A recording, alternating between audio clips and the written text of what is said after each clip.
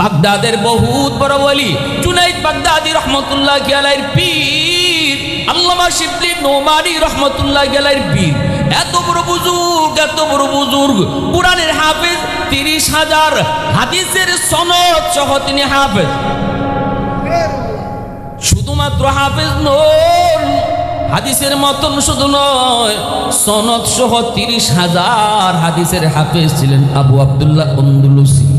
বহুত বড় আল্লাহর একজন ওলি আবু আব্দুল্লাহ আন্দলুসি রহমতুল্লাহ আলাইহি। তার খানকা ছিল বাগদাদে। বহুত মানুষজন আইসা আল্লাহরে চিনল। তিনিও মানুষকে আল্লাহ পাকের সবক দেন, আল্লাহর মারিফতের সবক দেন।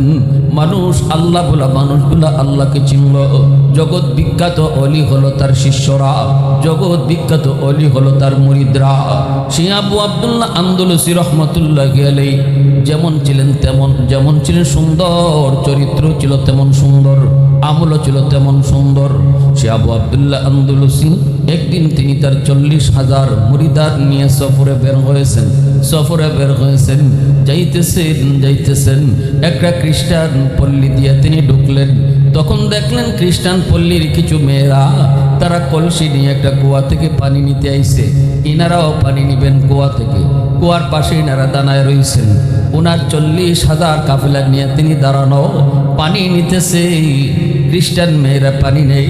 এর ভিতরে খ্রিস্টান সর্দারের মেয়েটা ছিল খুব রূপসী, খুব সুন্দরী। ভাইরা বন্ধুরা, ওই খ্রিস্টান পল্লী দিয়া যাওয়ার সময় ওনার মনের ভিতরে একটা ভাব আইছে।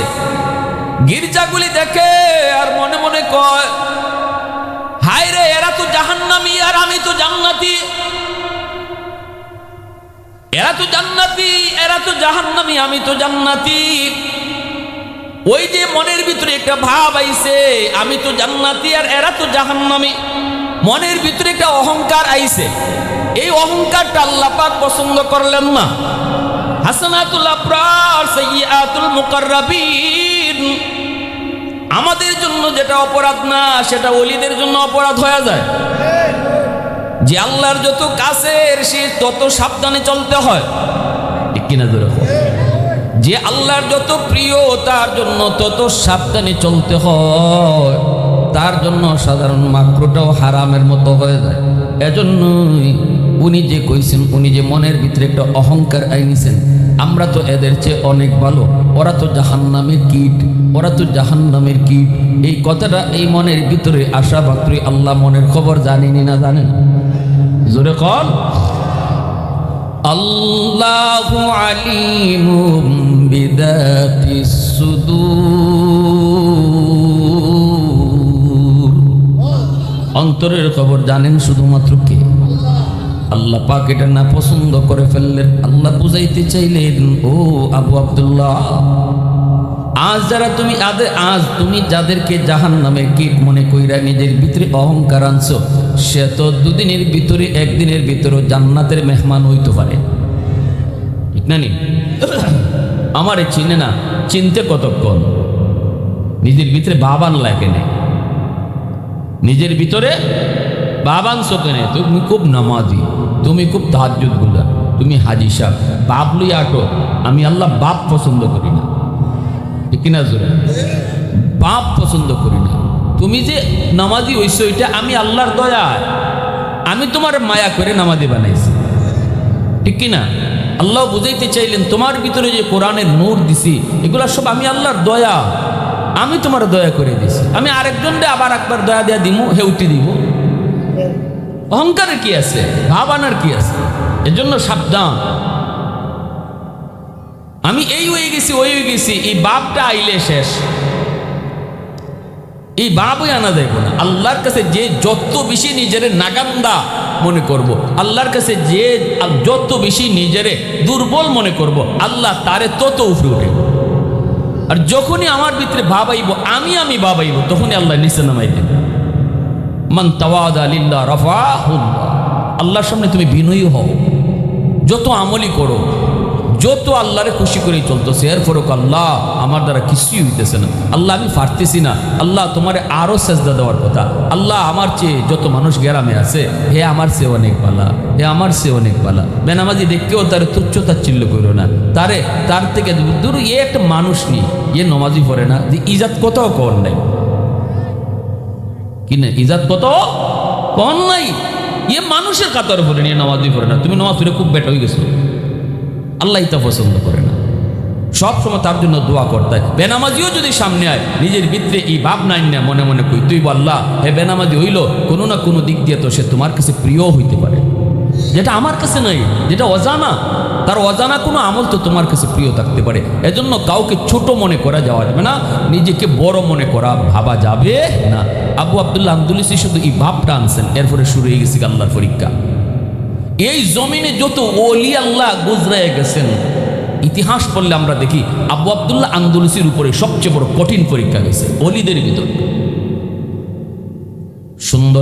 সুন্দর সেই রূপসী খ্রিস্টান মেয়েটার প্রেমে পড়ে গেছে, এত বড় ওলি, এত বড় হুজুর, এত বড় আল্লাহর ওলি, সুন্দর রূপসী খ্রিস্টান মেয়েটার প্রেমে পড়ে গেছেন। যারা দেখে ইনি কেমন যেন আনমন হয়ে গেলেন, কিছুই তার ভালো লাগে না। মুরিদানরা অবাক। জুনায়েদ বাগদাদি, আল্লামা শিবলি নোমানি নিজেরা জিজ্ঞাইতেছেন, হজরত আপনার কি হয়েছে? আপনি নামাজের সময় শুধু নামাজটা পড়তেছেন আর আমাদেরকে নিয়ে আমলের সবক দেন না, কেন এমন? কি আপনার দুশ্চিন্তা? আবু আব্দুল্লাহ আন্দুলুসি চোখের পানি ফেলে কান্দার কয়, বাবারা শুন, আমার ভিতর থেকে কি যেন একটা উড়াল দিয়ে চলে গেছে। ওই এলেমের নূর, হাদিসের নূর, কোরআনের নূর আল্লাহ পাক নিয়ে নিছে, পাখির মতো উড়াল দিয়া চইলা গেছে। আমি তো ওই সুন্দরী মেয়েটার প্রেমে পড়ে গেছি, আমি তো ওর প্রেমে পড়ে গেছি। এইবার মুরিদান ডাকো, হুজুর আপনি এটা কি শুনাইলেন? আপনি এত বড় আল্লাহর ওলি, আপনি কি কইতেছেন? ইনি কয়, আমি কি এর আল্লাহর ওলি আমি জানি না, আমার তো কোরআনের কিছুই মনে নাই, হাদিস তো কিছুই মনে নাই। জুনাইদ বাগদাদি কান্দেন, আল্লামা শিবলি নোমানি মাটিতে গড়ায় গড়ায় কান্না শুরু করে দিছে। কান্দে আর বলতেছে, মালিক আমার উস্তাদের উপরে তুমি কি পরীক্ষা ফলাইছো গো? কেন এই পরীক্ষা দিছো? আমরা কিছুই তো বুঝি না।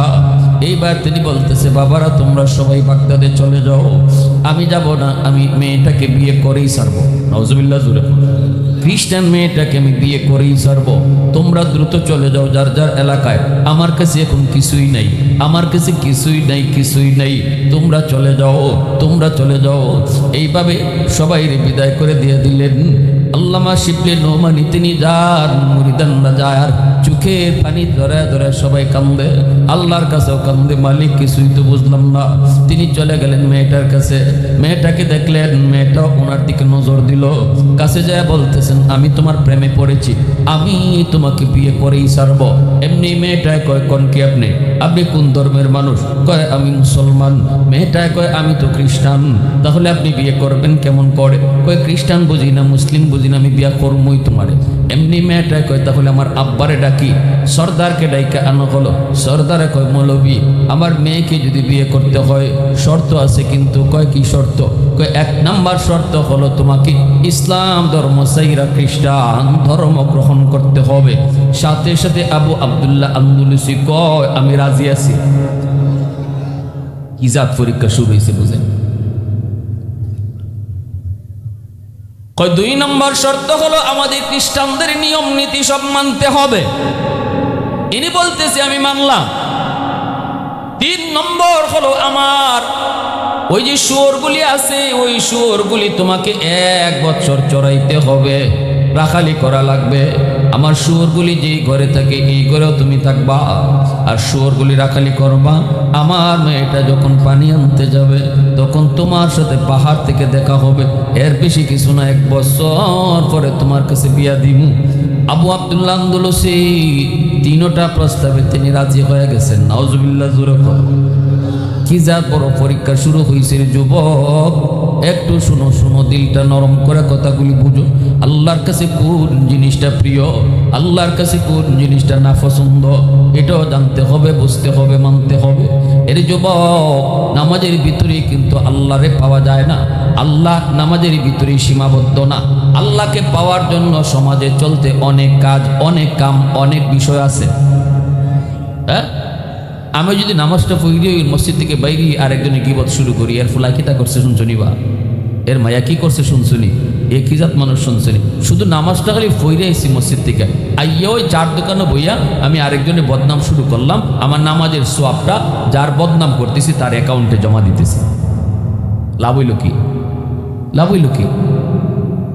কোরআন তেলাওয়াত খালি কইরাইছি মসজিদ থেকে, আইয়াই আরেকজনের ক্ষতি করার চিন্তা করতেছি।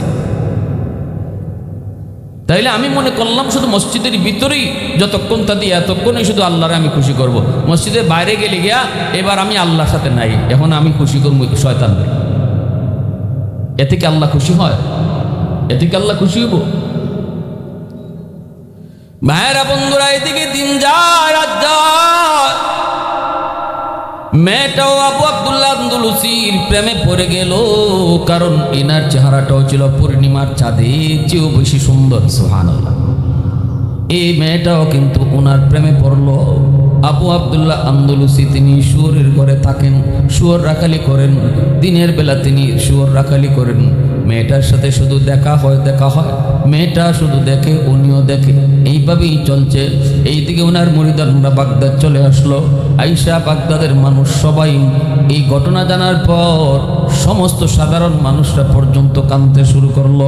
ঘটনা কি? এত বড় জগৎ বিখ্যাত আল্লাহর ওয়ালি কেমন করে তিনি এখন রাখালি করে শুয়োর, কেমন করে তিনি ইসলাম ধর্ম সাইরা খ্রিস্টান ধর্ম গ্রহণ করলো, কি পরীক্ষা শুরু হয়েছে, কেউ কিছু বোঝে না, সবাই শুধু কান্দে, সবাই শুধু কান্দে। কয়েকদিন অতিবাহিত হওয়ার পর একটা কাফেলা আবার আসলো হুজুরের হালত জানার জন্য। সেখানেও আল্লামা শিবলি নওমানি ছিলেন, জুনায়েদ বাগদাদি ছিল। এত বড় বড় আল্লাহর ওলিদের ফিসাব ইনি। আল্লাহু আকবার। मैं तालिब मौला हूँ मेरे इश्क निराला,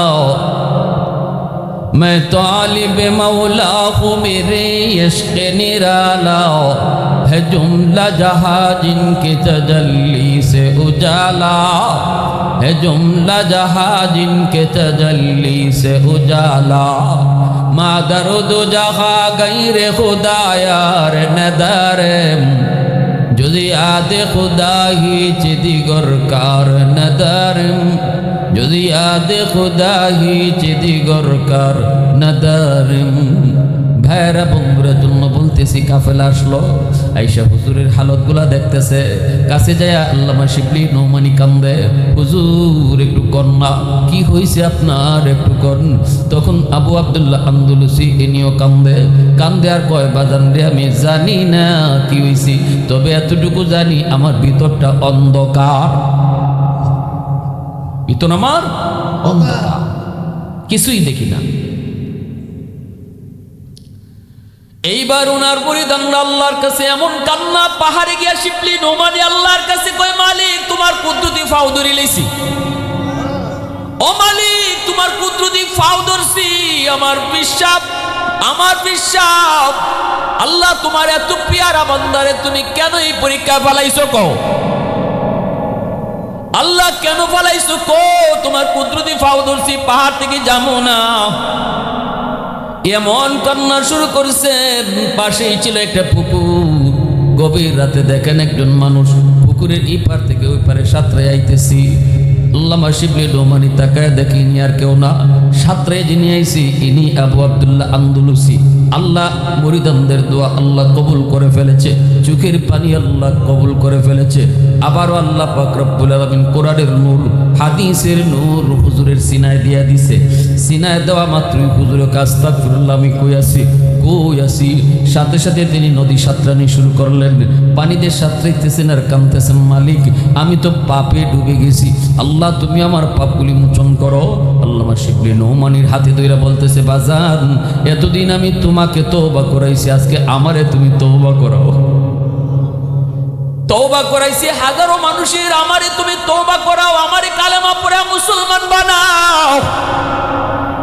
আমি তো ঈমান হারা হয়ে গেছিলাম। এই বইলা তিনি আবার ইসলাম ধর্ম গ্রহণ করলেন। আল্লাহর কাছে কান্নাকাটি করে বাগদাদে চলে আসলেন খানকায়। ভাইরে এইদিকে হলো কি, মেয়েটা পরের দিন যখন গেল তার যায় দেখে না না তার প্রেমিক তো আর এখানে নাই। এবার কিন্তু তার অন্তরে জ্বালা শুরু হয়ে গেছে। সেও তো পুরা মস্ত হয়ে গেছিল, না পায় সে তো পাগল পাড়া। রাত যায় দিন যায় কেমনে কইতে পারে না, পাগলের মতো হয়ে গেছে। একদিন স্বপ্নে দেখে একজন মানুষ এসে কইতেছে, এই মেয়ে তুমি কি চাও? কই আমি আমার ওই প্রেমিক চাই, আশিকরে চাই। তোমার আশিকরে যদি চাও তাহলে তো তোমাকে ইসলাম ধর্ম গ্রহণ করা লাগবে। মেয়েটাই কয় আমার আশিক আমারে পাওয়ার জন্য খ্রিস্টান ধর্ম গ্রহণ করেছিল, এখন আমি আমার আশিকরে পাওয়ার জন্য ইসলাম ধর্ম গ্রহণ করতে রাজি। কয় তাহলে ঘুম থেকে উঠো, সেজদায় পড়ো, সেজদায় পড়ার হাতটা বাড়াও। সে তো বাগদাদ থেকে বহু দূর, ওই হাতে দইরা সেজদার হালতে ওই মেয়েটারে তিনি বাগদাদ পৌঁছায় দিছে। আর বলতেছে ওই যে ওই খানকা, উঠে ওনার খানকা, ওখানে যাও, যায় ওনার দেখা পাবা। মেয়েটাই কইতেছে আপনি কে? ইনি কয় যায় কইও আমি ওনার ভাই হযরত খিজির আলাইহিস সালাম। হযরত খিজির আলাইহিস সালাম। মেয়েটা ওনার খানকার পাশে যায় যখন ডাক দেয়, গভীর রাত তাহাজ্জুদের সময়, অবাক পরিধানরা বুরকা পরা একটা মেয়ে খানকার পাশে এসে তারে ডাকতেছে। এইবার তিনি বলতেছেন হুজুর আপনার একটা মেয়ে খুঁজে। তিনি যখন খানকার পাশে দরজার কাছে গেলেন, যাওয়া মাত্রই মেয়েটা তাকায় বলতেছে, কই গো, আপনি আমারে পাওয়ার জন্য খ্রিস্টান ধর্ম গ্রহণ করেছিলেন, এখন আমি আপনারে পাওয়ার জন্য ইসলাম গ্রহণ করতে রাজি। আবু আব্দুল্লাহ আন্দলুসি ইসলাম ধর্ম তারে গ্রহণ করে, তার একটা আলাদা খানকা আলাদা রুম দিলেন। ইসলাম ধর্ম গ্রহণ করে যখন তার দিকে তাওয়াজ্জু দিছেন, তাওয়াজ্জু দেওয়া মাত্রই মেয়েটা তখন ওনার প্রেম ভুইলা আল্লাহর প্রেমে আশিক হয়ে গেছে। সুবহানাল্লাহ, জোরে কও, আরেকটু জোরে কও না সুবহানাল্লাহ। জুলাইখা ইউসুফ নবীর জন্য পাগল, কিন্তু ইউসুফ নবীর হাতে কালেমা পড়ে মুসলমান হওয়ার পর জুলাইখা আল্লাহর পাগল হয়ে গেছে। এটাই তো আল্লাহ ওয়ালাদের নজর, এটাই তো আল্লাহর ওলিদের নজর। আল্লাহ ওয়ালাদের নজর যার উপরে পড়ব, মজকুর হইলে পরে আল্লাহ তার ওলি বানায় দিব। ভাইরা বন্ধুরা, জন্যই বেশি বেশি আল্লাহ ওয়ালাদের কাছে যাইতে হয়। উলামায়ে কেরামের সোহবতে কেন যাইতে হয় রে যুবক? আমি আমার যে ভুলের পথে চলতেছি, আমি নিজের থেকেই ভুল থেকে উদ্ধার হতে পারবো না। এর জন্য আমাকে একটু চেষ্টা করা লাগবে, হাঁটা লাগবে, আল্লাহ ওয়ালাদের কাছে আসা যাওয়া করা লাগবে, উলামায়ে কেরামকে অন্তর থেকে মহব্বত করা লাগবে। তখন আল্লাহ পাক এর উসিলা দইরা কোনো একদিন তার দিল ঘুরাইয়া দিবে, ঠিক কিনা জোরে? এজন্যই তো আল্লাহ পাক রব্বুল আলামিন কইছে, ইয়া আইয়ুহাল্লাযীনা আমানুত্তাকুল্লাহ ওয়া কুনু মা'আস সাদিকিন। আল্লাহ কিন্তু জান্নাত পাওয়ার রাস্তাটা এই কথা কয় নাই। জান্নাতের রাস্তাটা এমনে এদ্দুর ফাঁস, এমনে এই ওইটা জান্নাতের রাস্তার বিবরণ আল্লাহ দেয় নাই। আমরা যখন নামাজে কই ইহদিনাস সিরাতাল মুস্তাকিম, আল্লাহ জান্নাতের পথ দেখাও, তখন আল্লাহ জান্নাতের পথটা অঙ্ক করে জানায় দেয় না। আল্লাহ কয় জান্নাতের পথ হইল আমার জান্নাতের পথ ধরে যারা আসতেছে এরা ফিসে ফিসে আও, জান্নাতের রাস্তা পাইবা। সুবহানাল্লাহ, জোরে কও। আমি আপনি যদি খুঁজে বাইর করতে যাই বিপদ, এজন্য আল্লাহ কইছে তুমি খুঁজে বাইর করো না, বিপদে পড়বাই, মাজারও যাইবাই না, ঠিক না নি? তুমি বাইর করতে গেলে কইবা বাবার দরবার, তুমি বাইর করতে গেলে ওরে আল্লাহ বাবা দি ফানির উফিতে দৌড়তে দিলে ই বাবাই মনে হয় জান্নাত লইয়ে দেব। আল্লাহ কয় না, খাঁটি আল্লাহর ওলিরা যে রাস্তা দিয়ে হাঁটছে এই রাস্তায় হাঁটো আমার ভাই। তখন ওই মেয়েটা ঈমান আনছে, উনি ওই জায়গায় থাকছে এবং আল্লাহর প্রেম লইয়া ওই সময়ে মহিলাদের ভিতরে একজন জগৎ বিখ্যাত আল্লাহর ওলি হইয়া ওই মহিলাও মৃত্যুবরণ করছে। ভাইয়েরা আমার, এর জন্য বলতেছিলাম কখনো দিলের ভিতরে অহংকার নিয়ে চলবো, ভাব আনবেন না। কেউ কখনো ভাব নিয়ে চলবেন না। সামনের মানুষটারে মনে করবেন সে আমার চেয়ে ভালো, আমি তার চেয়ে খারাপ। আমার চেয়ে সে ভালো, কোনো না কোনো দিক দিয়ে সে আল্লাহর কাছে প্রিয়। এই যে মুর্দেগান আজকে কবরে শায়িত, সবাই চলে গেল, আমরা একদিন চলে যাব, তাদের জন্য করব কি? আল্লাহ রসুল বলেন 5টা আমল করবায়। কয়টা আমল? জোরে বলেন কয়টা? মনোযোগ আছে সবার? সবাই আমি 5টা আমল জিগাই বয়ানের শেষে কন্ত যে কোনো একজন যে কইবেন তারে একটা দোয়া দেখালি পুরস্কার দিব, ওই পুরস্কারটাই দোয়া। মনোযোগ দিয়া আল্লাহ রসুল বলেন আসসালাতু লাহুমা, 1 নম্বর হলো তাদের জন্য বেশি বেশি করে তুমি দোয়া করো। 1 নম্বর হলো দোয়া। কোন দোয়াটা? আল্লাহ যেই দোয়াটা নিজে শিখাইছে, রব্বির হামহুমা কামা রব্বায়ানি সগীরা। আল্লাহ রসুল বলেন এই দোয়াটা যখনই তুমি মুর্দার জন্য, মার জন্য, বাবার জন্য করবা, সাথে সাথে এই দোয়ার খবর আল্লাহ কবরে পৌঁছায় দিব। 2 নম্বরে রসুল বলেন ওয়াল ইস্তিগফারু লাহুমা, বাপ মার জন্য বেশি বেশি তুমি দান সদকা করো। মসজিদ, মাদ্রাসা, ওয়াজ মাহফিল, বিভিন্ন দিনই ধর্মীয় কাজে তুমি দান করো। এই দানের খবরটা আল্লাহ কবরে পৌঁছাবে, মা বাবার খেদমত হয়ে যাবে। 3 নম্বরে রসুল বলেন ইনফাযু আহদিহিমা মিন বাদিহিমা। আপনাদের আরবি কোন লাগতো না, খালি বাংলা কইবা। 3 নম্বর রসুল বলেন মা বাবা যদি কারো হক নষ্ট করে থাকে, এই হকটা তুমি ফিরিয়ে দাও। যখনই বাবা কারো হক নষ্ট করলো, আর আজকে বাবা কবরে চলে গেল, তুমি সন্তান যখন বাবা যার হক নষ্ট করেছিল তারে ফিরিয়ে দিবা, সাথে সাথে বাবার কবরে তোমার খেদমত পৌঁছায় দিবে কে? বোনের হক বাবা দেয় নাই, ফুফুদেরকে তুমি ডাইকা আনো, ফুফুর সম্পদ দ্বারে বুঝায় দাও। প্রতিবেশীর জমি দখল করে নিয়েছিল তোমার বাবা, ক্ষমতার বলে, শক্তির বলে, ভাইয়ের সম্পদ আত্মসাৎ করেছিল। তুমি যদি বাবার কবরের আগুন নিবাইতে চাও, আল্লাহ রসুল কয় তাড়াতাড়ি তাদের হকগুলি ফিরায় দাও, তাদের পাওনাগুলি ফিরায় দাও। যখনই তুমি মানুষের পাওনা ফিরায় দিবা যেটা তোমার বাবা আত্মসাৎ করেছিল, সাথে সাথে কবরে বাবার আগুন নিবাই দিবে কে? আর ওই পাওনা পরিশোধ না কইরা, মানুষের হক ফিরায় না দিয়া যদি বাবার নামে 10টা 20টা গরু জবাই করে জিয়াফত করো, তবুও বাবার কবরের আগুন নিববে। ভালো করে বুঝতে, আগে তুমি যদি জান্নাত থাকো, বাবা কিন্তু তোমার মায়ায় ফইরেই এই সম্পদ আত্মসাৎ করছিল, ঠিক না নি? এখন তুমি সন্তান যদি বাবার আদর্শ সন্তান হও, তাড়াতাড়ি এটা যারটা যারে ফিরে দাও, নাইলে বাবার কবরে আগুন নিববে না। 4 নম্বরে রসুল বলেন সিলাতুর রাহমিল্লাতি লা তুসালু ইল্লা বিহিমা। মা দুনিয়াতে নাই, কিন্তু মার আত্মীয় স্বজন কারা কারা আছে তুমি খবর নেও। বাবা দুনিয়াতে নাই, বাবার আত্মীয় কারা কারা আছে দুনিয়াতে খবর নেও। মার আত্মীয় হলো মামা মামি, মার আত্মীয় হলো খালা খালু, মার আত্মীয় হলো মামাতো ভাই বোন, খালাতো ভাই বোন, মার আত্মীয় হলো নানা নানি। এই মার আত্মীয়, মার রক্তের মানুষগুলার তুমি খবর নিও। যখনই তুমি খালার একটা ফোন দিয়ে কইবা খালা কেমন আছেন, রসুল বলে যেন মারেই তুমি কবরে ফোন লাগাইছো। ফোন লাগায় কইতেছো আম্মা তুমি কবরে কেমন আছো। মার বোনকে তুমি ফোন দিছো, মার বোনরে একটা শাড়ি পরাইছো। রসুল কয় খালারে শাড়ি পরাইলে কবরে মারি শাড়ি পরানো হয়, কারণ তিনি মার রক্তের মানুষ। বাবা দুনিয়াতে নাই, কিন্তু বাবার রক্তের মানুষ কারা কারা দুনিয়াতে আছে খবর নাও। পারলে তুমি ডায়েরিতে উঠে রাখো নামগুলি, নাম্বার সহ। সপ্তাহে মাসে একবার ফোন দিয়া কো চাচা কেমন আছেন। আল্লাহ রসুল কয় চাচারে না, ফোনটা তুমি কবরে বাবারই লাগাইছো।